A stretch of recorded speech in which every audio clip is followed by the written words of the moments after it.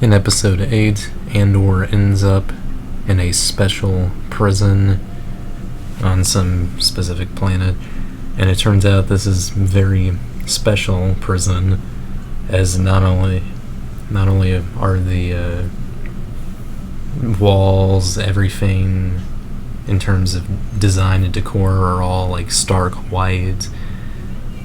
Most of the guards are wearing special boots that protect them from some sort of special floor that can, quote, fry prisoners, and everything else is just out of the ordinary.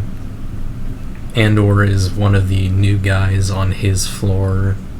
As it turns out, he has a sort of a job within the prison, which is to help build parts for some specific thing that's never mentioned yet, and definitely not in the next episode. But when Andor gets to his floor, he is met with the sort of head prisoner who keeps everything in check, played by Andy Serkis, and he's kind of this intimidating guy at first. He's got a deep voice. He's yelling, of course. He's doing what he's meant to do, keep everyone in check. So Andor is assigned to his station of workers to build these parts. And there's a few guys who sort of introduce him to a few concepts within this prison. Obviously, you're not really supposed to chat up with prisoners for a while. You're not supposed to be lenient when doing stuff. You gotta work hard and pay attention and follow orders, otherwise you're gonna get fried, basically.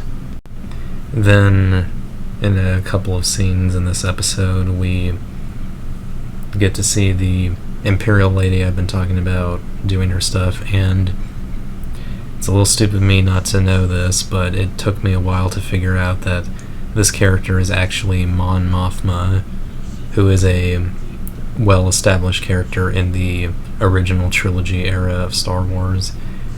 Here she's played by Genevieve O'Reilly, and she's kind of just dealing with family stuff, getting business things done here and there, and of course talking at the Senate on Coruscant. So yeah, she's mostly doing that.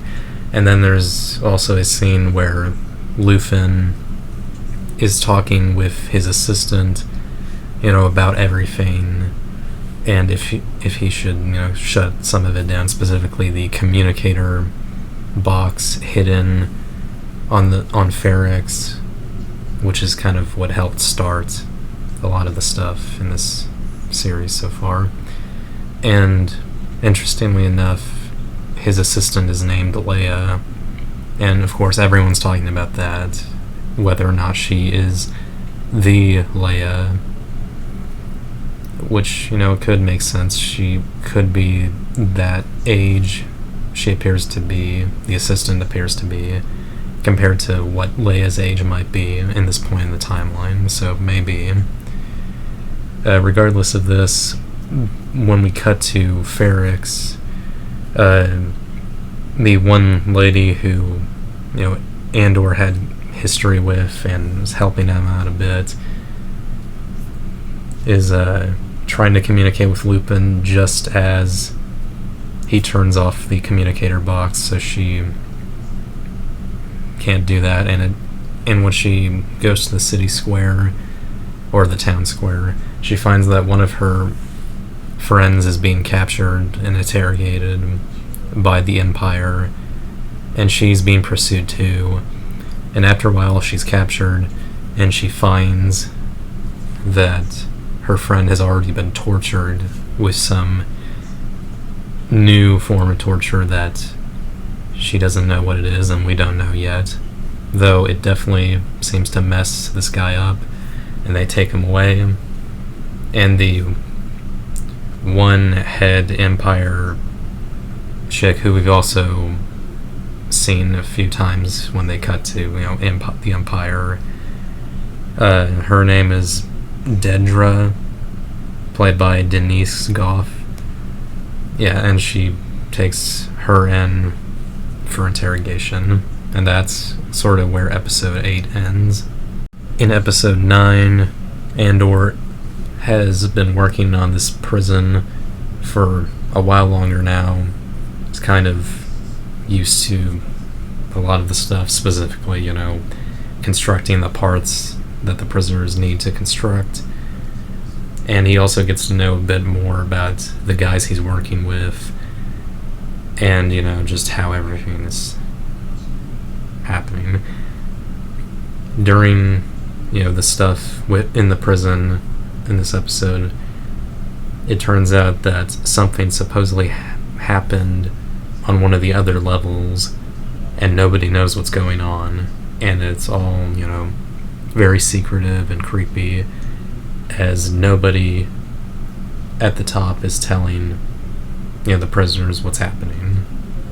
Even Andy Serkis is not getting anything, and he's, showing that he's also weirded out by this prison and its mysteries, and that helps because Andy Serkis is definitely a pretty good actor.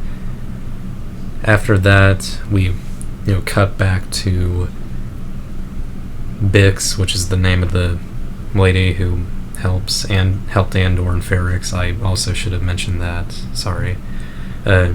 She's about to get tortured, and then they reveal just what this torture is supposed to be, with this kind of creepy but still kind of nice seeming doctor guy who reveals that on some planet they found some weird creatures that they found out when they killed them. They left out these horrible noises that left some Imperials in some sort of catatonic, crazed state. So he puts a headphone set on her and turns the noises on, and we can't really hear it because I guess it's sort of like something you describe in a Lovecraft story where it's just so horrible and indescribable. And after they're done, Bix doesn't tell Dedra anything, so they just keep her in her cell for further torture, which definitely sucks, but maybe she'll get a chance to get out.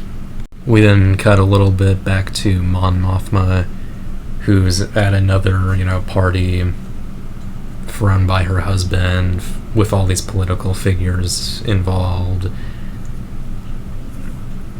And after that, we see more of her life, and it turns out that her cousin has come to visit, and her cousin is actually the leader of that rebel job that Andor did episodes ago, and her name is Vel, played by Faye Marseille.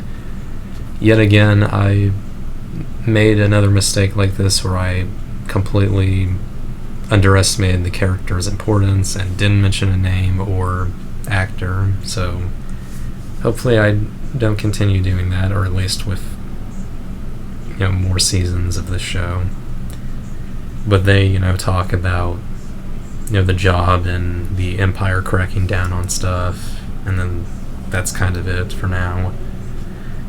And then finally back in the prison, while Andor and his fellow cellmates are working on the next part, the eldest prisoner is having some trouble, and he's trying to just get it done. He is persistent on that until he eventually collapses, and Andy Serkis helps Andor take him to a doctor, and when they get a doctor,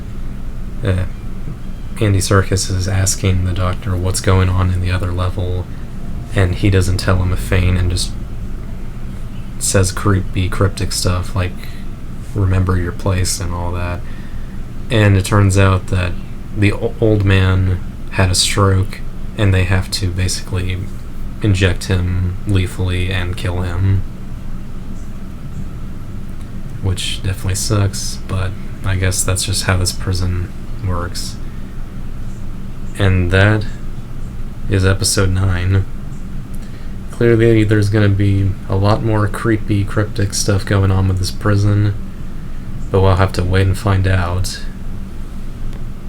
I'm going to give episode 8 a 7 out of 10, and then I'm going to give episode 9 an 8 out of 10. I hope you enjoyed this video. As usual, make sure to like, comment, and subscribe. Stay tuned for more review episodes. And until next time, have a good day. Goodbye.